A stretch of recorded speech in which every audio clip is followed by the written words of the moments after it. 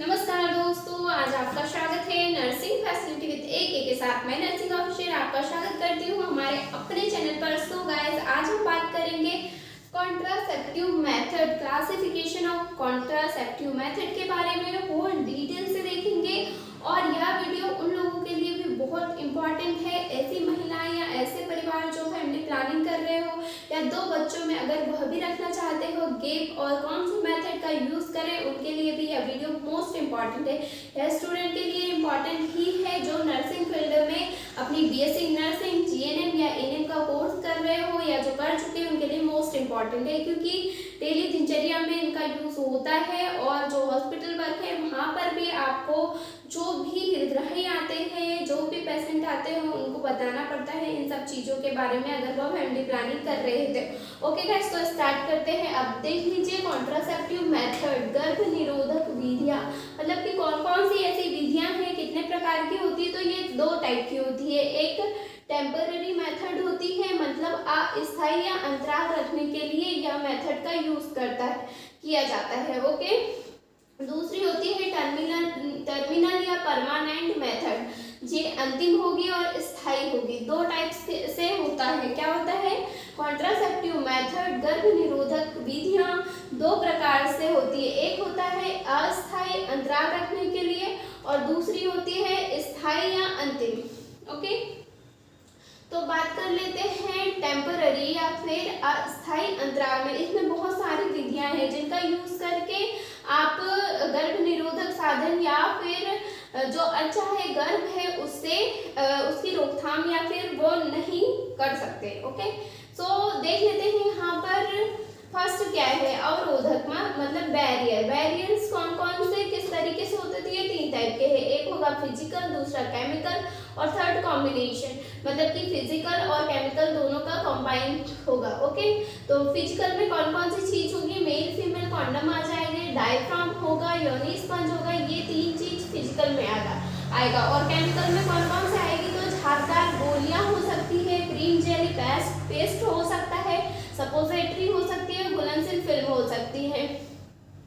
ये बैरियर में केमिकल में होगा और जो कंबाइन होगा ये दोनों का कंबाइन होगा, इसका यूज होगा। ओके, अब बात कर लेते हैं सेकंड नंबर पे हार्मोनल मेथड, मतलब हार्मोन्स में चेंज करके, थोड़े परिवर्तन करके किस तरीके से गर्भ निरोधक साधन का यूज कर सकते हैं या गर्भ निरोधक मेथड है इसका यूज कर सकते हैं। ओके, कि कैसे गर्भ को आने से रोके। ओके, तो यहाँ पर देख लीजिए ओरल पिल्स, और दो टाइप्स के होते हैं हार्मोनल मेथड में। एक ओरल पिल्स होगा, दूसरा क्या होगा? डिपो फॉर्मुलेशन होगा। ओके, तो जो फर्स्ट है ओरल पिल्स, इसमें मिश्रित गोलियां होगी, मिनी पिल्स होगी, ई पिल्स होगी, छाया होगी जो साप्ताहिक गोली होती है और मालायन होगी जो मासिक गोलियां होती है, डेली लेनी पड़ती है मंथ में। ओके, और डिपो फॉर्मुलेशन में क्या होगा? तो एक होगा इंजेक्शन और स्पंज रिंग और अत्वचीय निक्षेपण होगा इसमें। ओके, तो इसमें देख लीजिए इंजेक्शन में क्या होगा? DMPA, ये जो अंतरा इंजेक्शन होता है ये यहाँ पर दिए जाते हैं 4 जो 3 मंथ के अंतराल पर लगते हैं। ओके, तो ये यहाँ पर यूज होगा। और जो अत्वचीय निक्षेपण है इसमें कैप्सूल और रॉड का यूज होता है। ओके, अब बात कर लेते हैं थर्ड गर्भ निरोधक साधन में। थर्ड जो होगा टेम्पररी में क्या है? अंतर्गर्भाशयी साधन, मतलब IUDs। इसके अंतर्गत दो मेथड यूज होती है। एक होता है नॉन मेडिकल और दूसरा होता है मेडिकेटेड। नॉन मेडिकेटेड मतलब औषधि विहीन और मेडिकेटेड मतलब कि औषधि युक्त। तो नॉन मेडिकेटेड में क्या आएगा? सिर्फ एक लूप होती है जिसका यूज होता है। और औषधि युक्त में क्या होगा? कॉपर टी और हार्मोनल टी, ये इंपॉर्टेंट होता है और ये इनका यूज भी बहुत ज्यादा किया जाता है, कॉपर टी और हार्मोनल टी। कॉपर टी भी दो टाइप की होती है, 375 और 380। ओके, इसके बारे में और देखेंगे।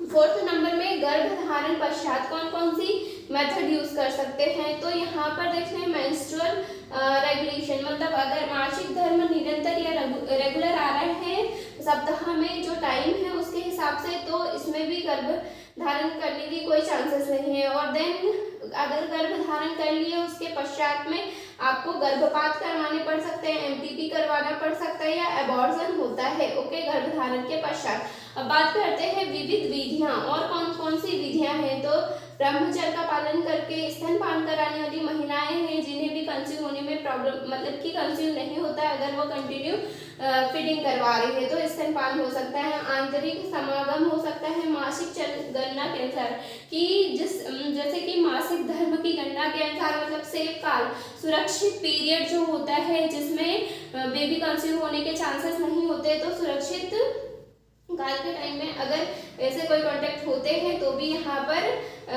महिला प्रेग्नेंट नहीं होगी। शारीरिक तापक्रम स्त्राव विधिया के अनुसार मिश्रित गणना विधि होगी, संतति विग्रह विधिया हो सकती है, और अनुवांशिकी अभियांत्रिकी, ये मासिक धर्म चक्र गणना के आधार पर ये इतनी प्रोसेस होती है, ओके। अब बात करते हैं टर्मिनल या परमानेंट मेथड या अंतिम या स्थायी साधन में दो होती है, एक वैसेक्टोमी होती है, एक ट्यूबेक्टोमी होती है। तो वैसेक्टोमी और ट्यूबेक्टोमी में कौन कौन सी होती है, तो परंपरागत नसबंदी होती है इसमें, वैसेक्टोमी मतलब पुरुष नसबंदी, और ट्यूबेक्टोमी महिला नसबंदी, और सूक्ष्म नसबंदी और NSV मतलब नॉन स्कैम्पल वैसेक्टोमी होती है। नॉन स्कैम्पल वैसेक्टोमी होती है, NSV, ओके। और यहाँ पर ट्यूबेक्टोमी में देखेंगे तो एक परंपरागत ट्यूबेक्टोमी होती है, दूसरी मिनी लेप ट्यूबेक्टोमी होती है, थर्ड होता है लेप्रोस्कोपी। तो यहाँ पर ये 3 प्रोसेस अप्लाई होती है, और इसके बारे में नेक्स्ट वीडियो में और अच्छे से देखेंगे, okay guys. Thank you guys watching my video. अगर किसी प्रकार का कोई डाउट हो तो आप कमेंट्स कीजिए। Thank you guys watching my video.